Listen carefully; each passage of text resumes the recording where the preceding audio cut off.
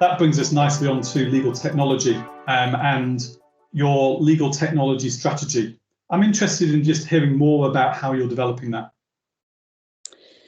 Yeah, so I mean, we've been looking at this and thinking about this ever since I started in the role in 2016. And I think one thing that we've done well is that we've always had a plan. We've always had a strategic vision. So we came up with a detailed technology roadmap in 2017, and we refreshed that again in 2019, and we do largely work to that. And that roadmap covers our three functions, and it also covers not just technology projects for the function, but where we want to work with our stakeholders and the business, because we recognise that much of the tech delivery isn't just going to be standalone about the legal function. So if we think about contract lifecycle management, for example, that needs to be done in conjunction with the procurement team or with our businesses on the client side.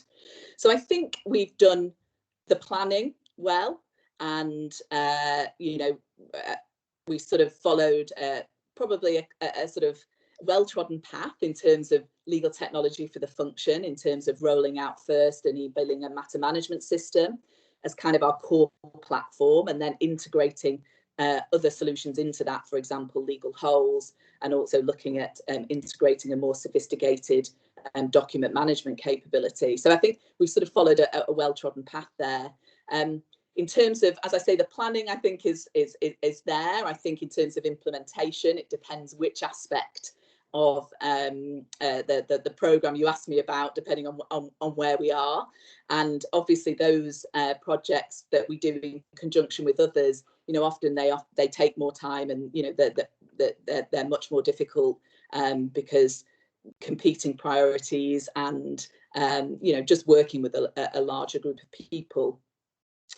In terms of where I think we've sort of learned lessons in our kind of programme and in our roadmap, is I think we probably made that classic mistake of thinking it was all about the systems. Obviously, we quickly realised that it wasn't, and obviously, sort of the process, people in terms of user friendliness, but also people's mindset around change. Those things all make a big difference. So, I think we're sort of on a journey, I think, around those things. As we sort of roll out further technology programs in the function. And just on implementation, whenever we are involved, keeping stakeholders engaged early and good communications have been key to the success of those projects. Have you found that as well? Yes, I think that's absolutely right, and I think we've not always got that right, but it's a huge lesson to learn when you don't get it right, and people really do make it clear when you haven't got that right. So I think that's critical. I think the other thing that is critical, a big lesson that we've learned, is to have the lawyers driving the project. So we've really tried to shift away from them being driven by COO.